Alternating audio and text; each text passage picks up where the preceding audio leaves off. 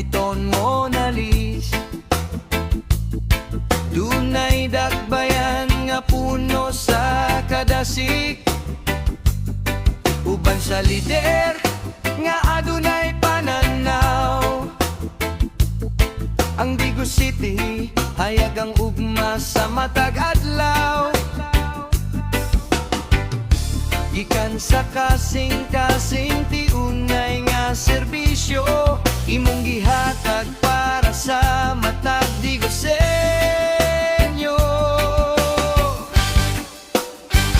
O Mayor JFC, among lider nga maunongon sa kalambuan, ikaw ang nag-agag kanamo. Gikan sa patag hangtod sa kabungturan, imong serbisyo bation sa tanan. Padayon sa pagserbisyo, padayon sa unahan, alang sa tungog ug karbo sa atong dakbayan. Imong gitanom ang lisyo sa paglaom, mga proyekto dakong nga kauswagan natong natagamtam dili mapulan sa pagpaminaw sa katawhan. Abli ang pultahan sa tinuod nga dalangpan, isog ug dako kasing-kasing sa pagserbisyo. Ikaw ang inspirasyon sa matag sa piro ug negosyo.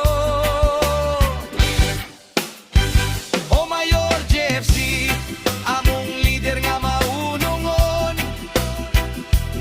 sa kalambuan, ikaw ang nag-agak kanamo.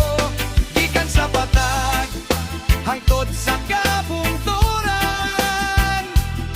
imong serbisyo bation sa tanan. Padayon sa pagserbisyo, padayon sa bulahan, alang sa dungog ug garbo sa atong dakbayan. Bisan nun sa pangahagit ang moabot, kita magkahiusa, mag-uban sa pagsalig. Uban kanimo Mayor, kami magmabinantayon. Ang Digo City magpabiling malampuson.